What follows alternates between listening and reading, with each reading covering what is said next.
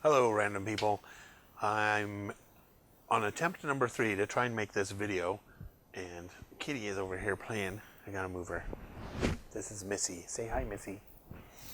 Go play with Sammy. Anyway, the first time I did this was a Friday night, and I had just gotten home, and I was super tired from a long week of work. I was recovering from my second COVID vaccine, and it was pretty bad. So, and then I tried it again on Saturday, and that one was sort of okay. My allergies were really bad. They're still pretty bad right now, but they were really bad on Saturday. And the other lovely thing I forgot to do on Saturday was to hook up my mic. So, yeah. So here we are on the third try of doing this. It's a list of questions that I saw Plant Talk with Logan do, and I liked it. It's kind of a year-end review of 2020, and it's 10 questions, and I actually have 11. I added one more. So the first question is, which plant did you buy first in 2020? And I think for me it was an amaryllis. And if I can find pictures of it in bloom, I'll post them up here, and that'll be true for anything. If I happen to have pictures of it available, I will. The other possibility, it could have also been a begonia. It would have been I think they just call it a stained glass begonia. And the kitties are just, oh my goodness, it must be playtime. So, yeah, stained glass begonia. I think I've got some photos of that, or B-roll maybe. We'll see. And the other possibility was a herringbone maranta. I got one of those pretty early in 2020 as well. Which brings us to question number 2. What's a plant you shouldn't have got but you did anyway? And it's that herringbone maranta. I got a couple of them and they both died. And they also introduced a pest into my collection. And we'll talk about that later. What's a plant you rescued? This is question 3. And this is one I rescued from the pests that was introduced. So what they were mealybugs, which I'd never encountered those as an issue until this year, honestly. And this African violet, it's one I'd had for quite a while. It was a propagation from a plant that was my mom's. So it was still, but I still had other propagations of it that were healthy. And when I moved to Arizona back in August, I just left it outside on the picnic table. I mean, it was so infested, I just didn't want to deal with it. Just, if you've ever been there, like, you just don't want to deal. It's like, nope, you're staying outside and whatever. So I visited back up to my mom's house in October for Halloween, and she had brought it into her sunroom, and it was still alive. It still had mealybugs. They weren't nearly as bad as they had been, and I decided, okay, I will take you back and rehab you, which I have. I've gotten rid of the mealybugs, at least on that plant. Most of my plants, they're gone. I still have a rogue mealybug here or there that I'm still trying to get I don't know if I'll ever be able to get rid of them completely now, which is strange because I had never ever had them before, like ever. I've had spider mites before, and they're pretty easy to control. And I thought mealybugs, they're not as easy to control as spider mites, at least for me. So let's see. Question 4: plant you successfully propagated. This I've done a lot.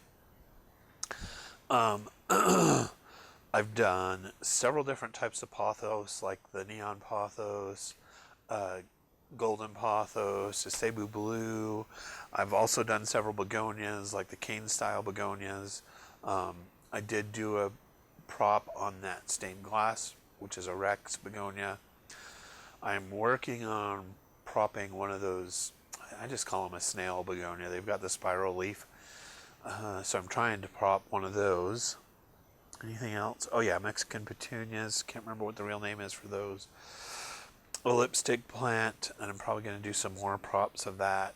Irisine, which is like a red, it's usually like a bedding plant, but I tend to do cuttings and use them in my flower boxes every year, the fresh propagations. I think that's about it.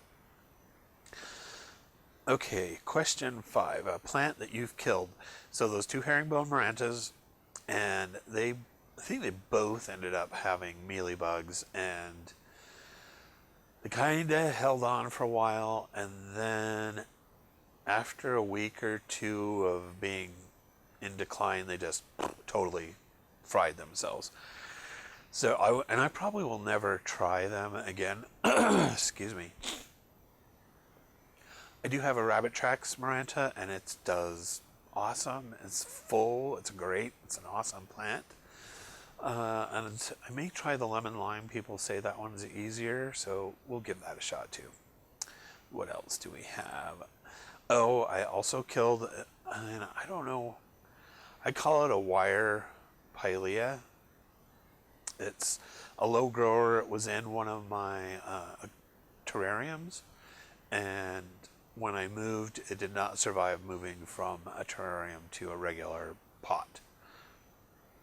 That kitty is looking to be mischievous. Okay. I also killed 2 mandevilla vines, whatever. I've bought some of these. I've also had them been given to me as gifts.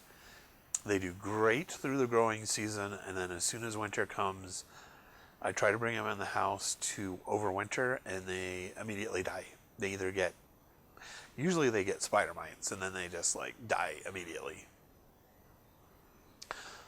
And so I think that's it for plants. The number 6 is plant you grew from seed. Well, I've never done house plants from seed, but I've done quite a few others. And the thing this year, did those germinate this year? I think they did. Was some iris seed that I collected from my mother's garden. So last year I was living in a small town in Utah, and our whole family lived basically all on the same block. So my mom was in a house, my sister was in a house next door to her, my other sister was in the house on the other side of her. She lived on a corner.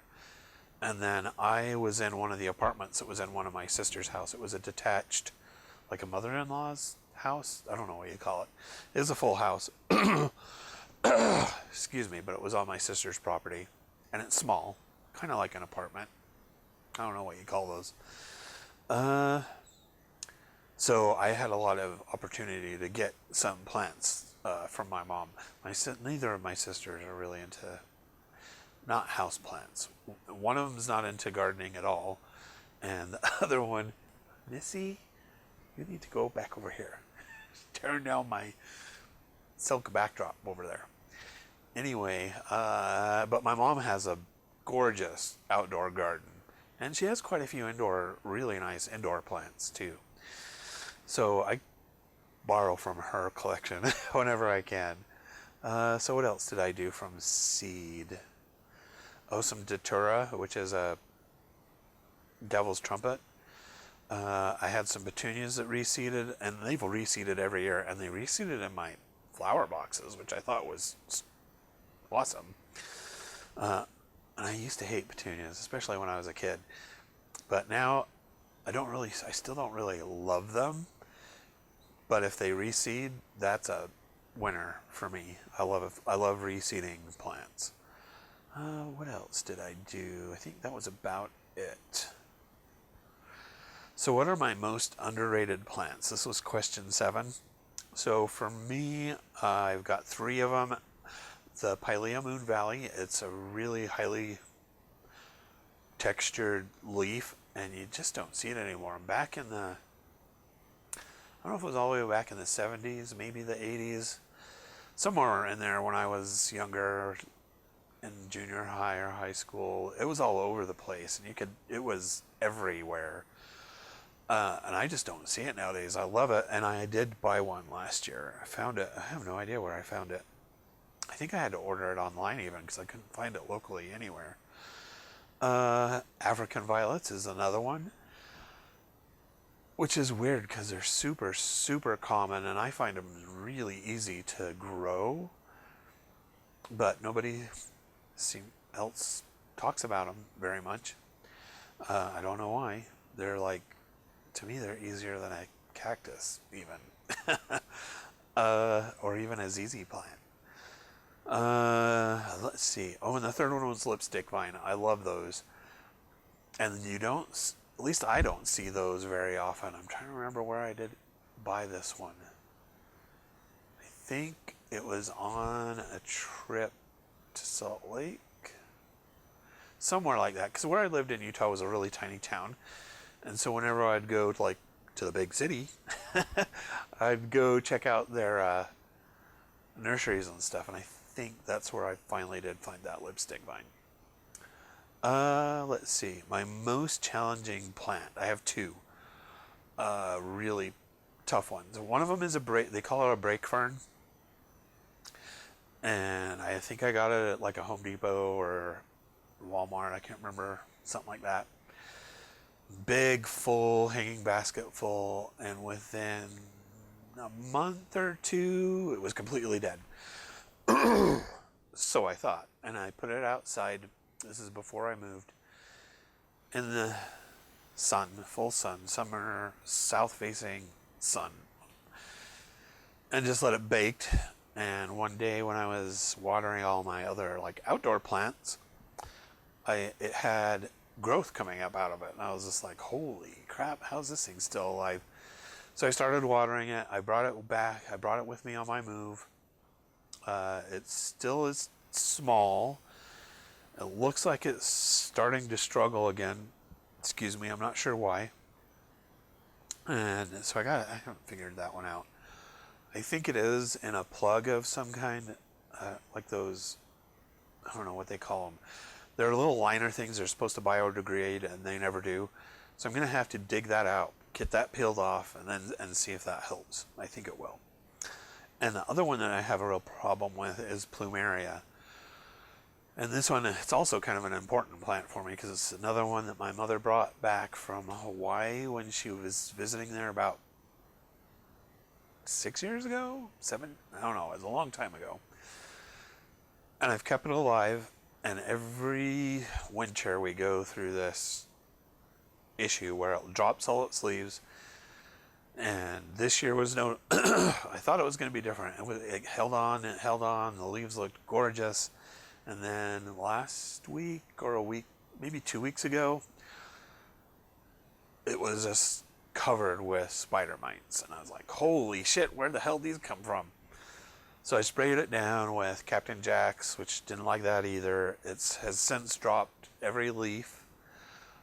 It does have a new growth point coming in at the top of each stalk. So I don't think it's dead. It does this every year, usually. It does drop. It's always dropped all its leaves, and then in the spring it regrows its top. So hopefully it will do the same this year. Let's see, 9th question. Your most valuable plant in 2020.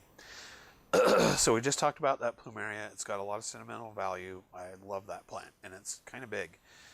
Now, it's about 3.5 feet tall. It's multi-branched, and it's one of those that you just get in a little touristy bag, and it's like a stalk about not even a foot long.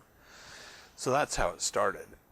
And the other one is that African violet that I rescued for kind of the same reasons. It's from my mom's house, and it's also from a plant that she had back, like way back when I was in high school, at least, probably even before that. So that plant is going on 40 years old or so. Of course, mine's just a propagation, but the propagation is still got to be close to 10 years old. Most valuable as far as the one that brings me the most joy right now, that's going to be my ZZ Raven, which I love, and you might be able to see it somewhere back over there. It's hanging out on top of that plant stand. Or my philodendron black cardinal. I love that plant. I hope it gets really big. Right now it's just in a 4-inch pot. We'll see. Okay. Sorry for all the throat clearing, but my asthma and my allergies have just been a full throttle this weekend, so I kind of have a... Oh, sorry, I just slammed the microphone. So my voice is just horrible right now. Not that it's great ever, but today it's even worse. Top wish list plants. So 2 of these I will probably easily be able to get. And the third one I don't think I'll ever be able to get. The first one is Senecio Angel Wings. It's a Senecio with really big, like paddle-shaped gray leaves. And as soon as I moved here in August, there was an Ace Lumber here, and they had a garden center. Asked them about it. They said they had sold out, but it is something that they carry. So I'm hoping they carry it again this season. We'll see. And if they don't, there's a lot of places online that carry it for fairly inexpensive, like less than $15.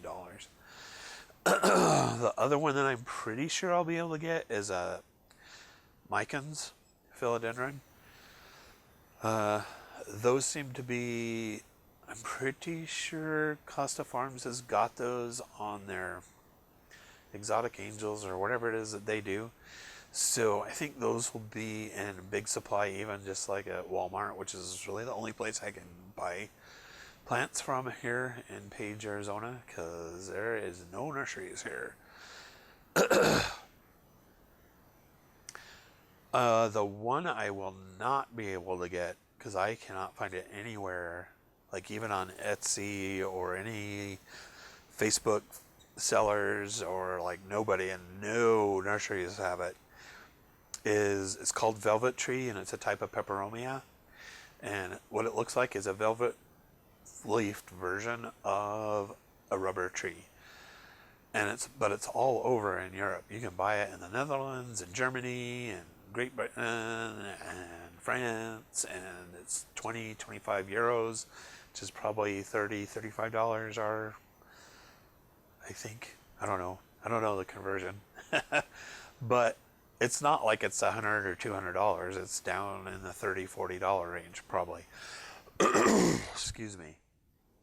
So I'd love if anybody has any contacts with anybody willing to do a cutting or a trade for a velvet tree.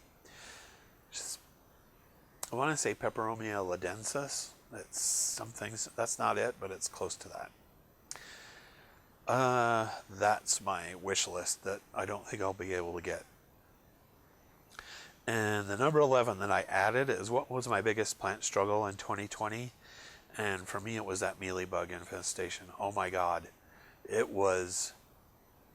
I had never seen anything like that before. I've never had any kind of pest infestation like that before, where they're just, might see one or two, and at first I was like, what is that? And I was like, it's nothing. And then the next thing I know, they're flipping everywhere. And it's like, oh my God. So what I've found so far that works really good is spraying everything down with Captain Jack's. And I also use the bonide crystals in the soil. And that has knocked everything down to where it's manageable. They're still here, but it's not like a gigantic infestation anymore. It's just I find one or two here and there, usually on really susceptible plants like African violets. Anything with the creases that they can get down into, like dracaenas, stuff like that. So I think that's it, and that's where I'm going to end this video. I hope y'all are having a great February so far and a great 2021, and hope to see you soon. And I'll be making videos, and hopefully I'll get my voice back. Thanks. We'll see ya. Bye.